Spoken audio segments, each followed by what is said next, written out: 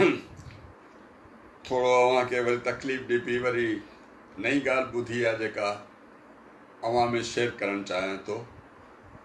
वीर जी कोहली होमे राइट्स जी तरफ़ां वज़ीर आला साहब मुक़ररु कयो आहे। वीर जी कोहली आहे।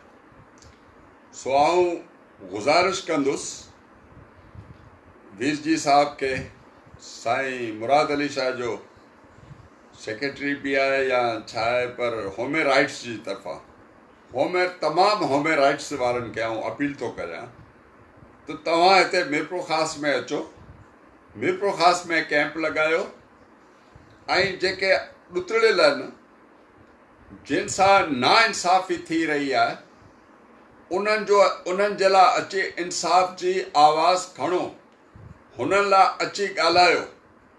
ऐं तमामु जेके बि असांजे सिंध में कोहली रहनि पिया, उन्हनि खे गुज़ारिश कंदुसि, तव्हां कोहली आहियो पर अव्हां पहिरीं सिंधी आहियो, ऐं सिंध जे हवाले सां तव्हां सिंधी आहियो, मेघवाड़ सिंधी आहिनि जेके अॻु में हिते जा रहाकू आहिनि। सैयद बरोच असीं पोइ आया आहियूं। असल सिंध या अव्हां जी आहे बाबा। ऐं तव्हां सां नाइंसाफ़ी सरासर ज़ुल्म आहे। ऐं होमे राइट्स वारनि खे गुज़ारिश थो करियां त बराए महिरबानी करे तव्हां मीरपुर ख़ास में अचो ऐं पंहिंजी कैंप लॻायो। हिते जेके वॾा वॾा माण्हू आहिनि जेके सूबेदारनि खे इन्हनि खे बचाइण जी कोशिशि कनि पिया, तव्हां अची ॾिसो, चेक करियो त ज़्यादती कंहिंसां थी आहे, कहिड़नि छोकिरनि सां ज़्यादती थी आहे।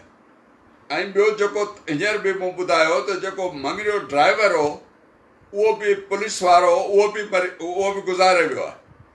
त अफ़सोस सां थो चवणो पवे, जेके बि माइनॉरिटी जा हुजनि न हुजनि, मुस्लमान हुजनि, ही इंसान